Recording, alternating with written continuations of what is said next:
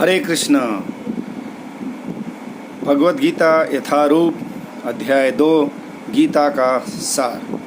तो पिछले वीडियो में हम लोग ने सुना था कि किस प्रकार अर्जुन धर्मशास्त्र के अनुसार बातें करते करते अंत में बिल्कुल निर्णय नहीं ले पाते हैं कि युद्ध करें कि या ना करें, और इस प्रकार फिर वे भगवान श्री कृष्ण की शरण में जाते हैं, अर्थात उन्हें गुरु के रूप में स्वीकार करते हैं।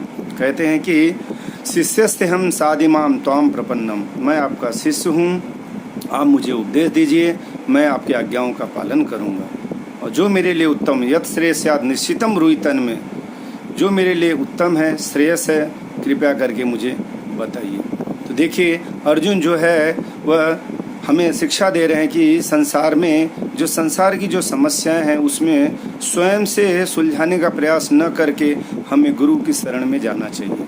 अब भगवान को जैसे उन्होंने गुरु के रूप में स्वीकार किया, तुरंत भगवान अब गुरु का रोल अदा करने के लिए तैयार हो गए। अब सबसे पहले भगवान अभी इस श्लोक संख्या 11 से लेकर यहाँ पर भगवान उपदेश देना प्रारंभ कर रहे हैं। बहुत ही सुंदर उपदेश है। अर्जुन धर्मशास्त्र के अनुसार बातें कर रहे थे, लेकिन उनको पता नहीं था कि धर्मशास्त्र से भी श्रेष्ठ है ज्ञान शास्त्र है। प्रभुपाद जी कहते हैं कि जो व्यक्ति शरीर और उससे बढ़कर आत्मा और उससे बढ़कर शरीर और आत्मा को चलाने वाले परमात्मा, इन तीनों को जो जानता है वही वास्तव में ज्ञानी है, पंडित है। अर्थात भगवान अभी अर्जुन को माध्यम बनाकर हम सभी को शरीर और आत्मा का भेद बताएंगे।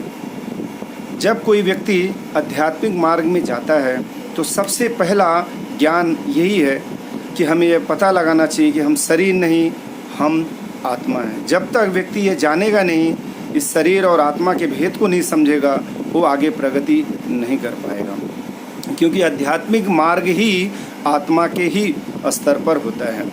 तो यहाँ पर देखिए, शरीर के बारे में तो सब लोग जानते हैं, लेकिन आत्मा के बारे में लोगों का अनुभव नहीं है। तो कुछ आत्मा के बारे में सुनने से पहले हम कुछ 2-1 उदाहरणों के द्वारा ये अनुभव कर सकते हैं कि हम शरीर में रहने वाले आत्मा हैं। जैसे उदाहरण के लिए हम अपने आप में देख समझ सकते हैं कि देखिए, ये आँखें हमारी देखती है, ये कान हमारा सुनता है, ये मुंह हमारा बोलता है। लेकिन जब मृत्यु हो जाती है उस समय वही आँखें भी है, वही कान भी रहता है, वही मुंह भी रहता है, लेकिन न तो वह देखता है, न तो कुछ बोलता है, न तो कुछ सुनता है। अर्थात सुनने वाला, बोलने वाला और कहने वाला कोई और था जो अब उस शरीर में नहीं है। तो जो नहीं है वो कोई और था, वही वास्तव में आत्मा है। दूसरा उदाहरण कहते हैं कि हम देखते हैं, ये हमारा सभी का समाज में एक व्यवहारिक अनुभव होगा कि किसी की परिवार में किसी स्वजन का या उनके सगे संबंधियों का मृत्यु हो जाता है। जैसे मान लीजिए किसी पुत्र का, पिता का मृत्यु हो गया। अभी पिता के शरीर को नीचे रखा गया है और पुत्र चिल्ला कर कह रहा है, पिताजी आप मुझे छोड़कर क्यों चले गए, पिताजी आप मुझे छोड़कर क्यों चले गए। लोग ऐसा रोते रहते हैं। उस समय हमें यह बुद्धि लगाना चाहिए कि वास्तव में उसका पिता तो उधर ही सोया हुआ है, फिर गया कौन छोड़कर। यानी जो सोया हुआ है वो वास्तव में उसका पिता नहीं है, जो छोड़कर चले गया वही वास्तव में पिता है। और वो कौन है? आत्मा है। और एक उदाहरण और है, जैसे हम देखते हैं कि अगर हम किसी फुटबॉल को पैर से मारते हैं तो उसे कोई दर्द नहीं होता है, लेकिन अगर हमें कोई पैर से मारे तो हम तुरंत बोलते हैं अरे मुझे लगा। या हम अगर किसी कुर्सी या टेबल पर बैठते हैं घंटों तक तो उसको कोई दर्द नहीं होता, कोई तकलीफ़ नहीं होता, लेकिन हमारे गोद में अगर एक छोटा सा बच्चा भी कुछ समय तक के लिए बैठ जाए तो हम बोलते हैं अरे रखो अभी बहुत हो गया, दर्द हो रहा है। यानी आत्मा का लक्षण जो है वो चेतना के द्वारा पता चलता है। जैसे एक कमरा है, कमरे में प्रकाश जो है वो बल्ब के द्वारा पता चलता है, उसी प्रकार आत्मा शरीर में है, यह हमें चेतना के द्वारा पता चलता है। और ये चेतना जो है जहाँ जहाँ हमारे शरीर में खून हो जाता है वहाँ वहाँ चेतना का हमें अनुभव होता है। यानी जैसे हमें कोई सुई कोसता है तो जहाँ जहाँ खून रहता है हमें तुरंत पता चलता है। तो इस चेतना के द्वारा भी हम यह समझ सकते हैं कि हम शरीर नहीं, हम आत्मा हैं। तो इस प्रकार ये उदाहरण यानी आत्मा को जानने से पहले इन उदाहरणों के द्वारा हमें यह दिमाग में बैठा लेना चाहिए। उसके बाद अब भगवान क्या उपदेश देंगे उसे हम बड़े ध्यानपूर्वक श्रवण करेंगे। आइए, भगवान अब पहली बार उपदेश देना प्रारंभ कर रहे हैं, यानी गुरु की भूमिका निभाते हुए अर्जुन को बता रहे हैं। श्लोक संख्या 11 में श्री भगवानुवाच असोच्याननशोचस्तं प्रज्ञावादांश भाससे गतासुन च नानुशोचन्ति पंडितः। श्री भगवान ने कहा, तुम पांडित्यपूर्ण वचन कहते हुए उनके लिए शोक कर रहे हो जो शोक करने योग्य नहीं है। जो विद्वान होते हैं वे न तो जीवित के लिए न ही मृत के लिए शोक करते हैं। तो भगवान अब यहाँ पर बहुत ही सुंदर उपदेश दे रहे हैं कि अर्जुन, तुम उनके लिए शोक कर रहे हो जो शोक करने योग्य नहीं होते हैं। तो यहाँ पर भगवान कह रहे हैं गतासुन अगतासुन च। गतासुन मतलब जिसमें से प्राण चले गया हो, अगतासुन मतलब जिसमें से प्राण नहीं गया हो। यानी सरल रूप में हम इस प्रकार समझ सकते हैं कि भगवान कहना चाहते हैं कि हमारा दो प्रकार का शरीर होता है। एक स्थूल शरीर होता है जो पृथ्वी, जल, अग्नि, वायु, आकाश से बना होता है, और एक सूक्ष्म शरीर होता है। यानी स्थूल शरीर के अंदर एक सूक्ष्म शरीर होता है जो मन, बुद्धि, अहंकार, आत्मा और परमात्मा रहता है। तो ये दो प्रकार का शरीर होता है जिसके अंदर आत्मा रहता है। तो भगवान ये बताना चाह रहे हैं तीन बातें कि देखिए, स्थूल शरीर को अगर नहीं भी मारना चाहोगे, यानी शरीर को, यानी अर्जुन के लिए भगवान बता रहे हैं कि अगर आप भीष्म पितामह के शरीर को नहीं भी मारना चाहोगे तो भी तो मरने वाले हैं। और सूक्ष्म शरीर को कोई मार नहीं सकता है, कोई मारना भी चाहे तो वह मार नहीं सकता है। और आत्मा जो सूक्ष्म शरीर के अंदर रहता है वो कभी मरता नहीं है। तो भगवान ये बताना चाहते हैं तीन बातें।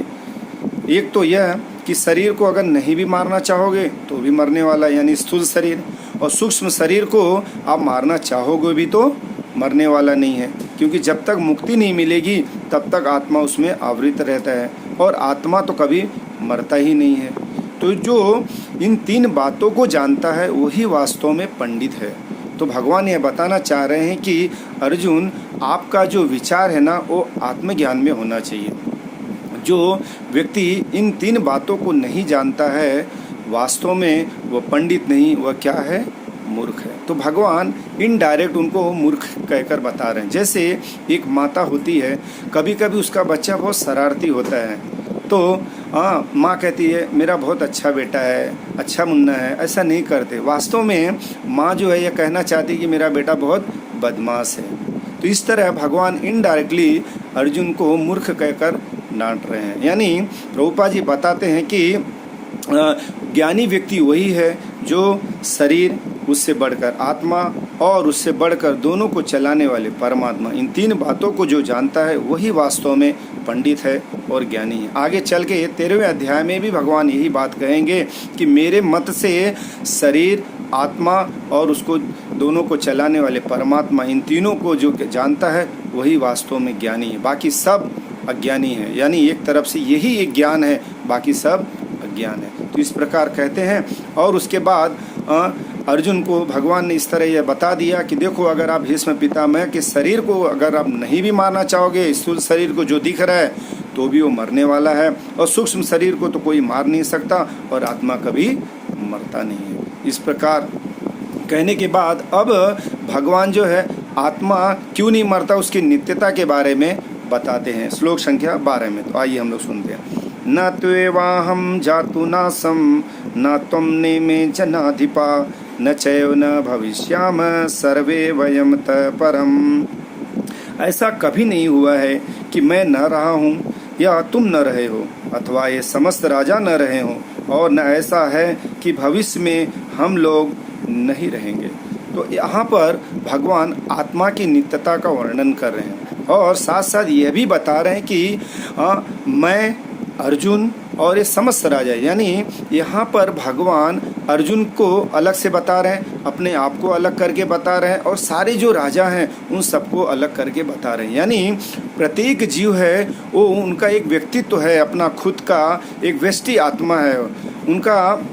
हम ये नहीं कह सकते, इस संसार में ऐसा देखा जाता है कि कुछ लोग कहते हैं कि एक जीव मिलकर दो जीव बन सकता है, या दो जीव मिलकर एक बन सकता है, हाँ, या हम सभी ईश्वर हैं, हम सभी क्या हैं, अभी जब शरीर छोड़ देंगे तो फिर हम एक बन जाएंगे, हम भी परमेश्वर ईश्वर बन जाएंगे।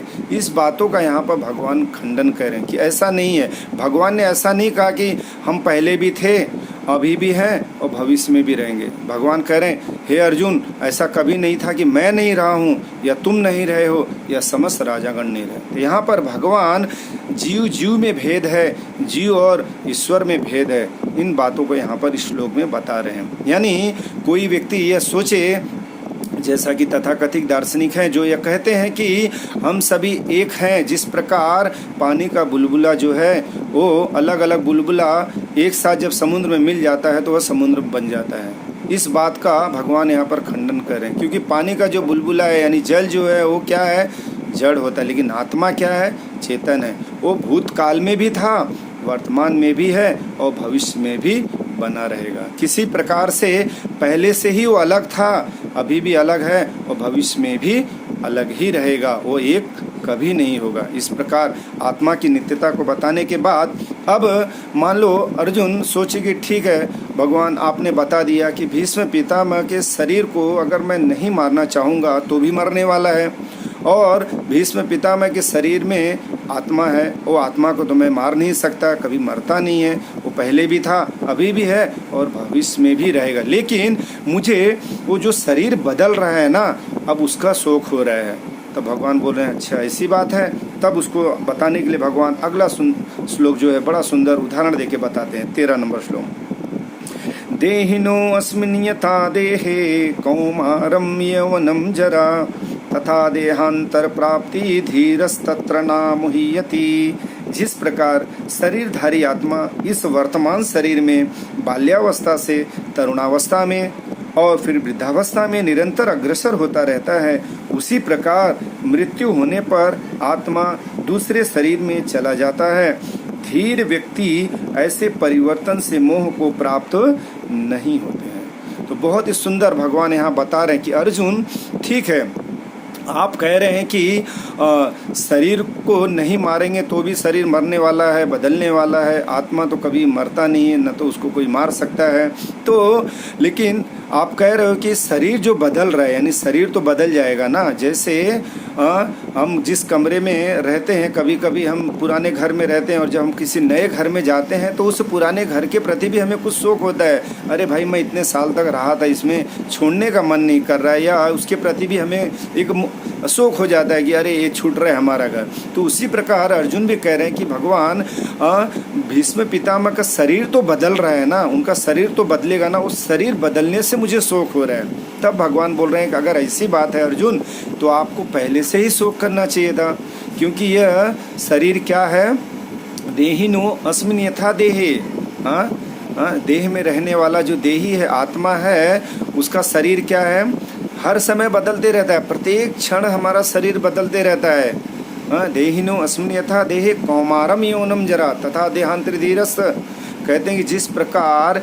बाल्यावस्था से कौमारावस्था में और कौमारावस्था से वृद्धावस्था में बदलते रहता है, उसी प्रकार मृत्यु भी एक प्रकार का परिवर्तन है। तो आप धीर बनो, बिल्कुल धीर बन जाओ, इस बात के लिए शोक मत करो कि शरीर तो बदल रहा है, क्योंकि शरीर तो हर समय से प्रत्येक क्षण बदलते रहता है शरीर।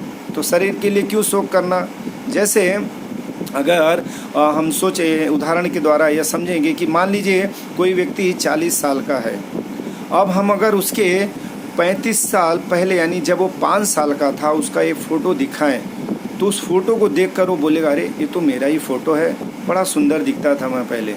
लेकिन देखिए अभी वो जो 35 साल पहले यानी 5 साल का जो शरीर था, अब वो शरीर 35 साल बाद यानी 40 साल के शरीर में बदल गया, लेकिन फिर भी वह व्यक्ति बोल रहा है मैं तो वही हूँ। यानी वो बोलने वाला नहीं बदला, उसका शरीर बदल गया। यानी शरीर का परिवर्तन तो होते ही रहता है, लेकिन उसमें रहने वाला आत्मा का कभी परिवर्तन नहीं होता। वो सिर्फ एक शरीर को छोड़कर दूसरा शरीर धारण करता है।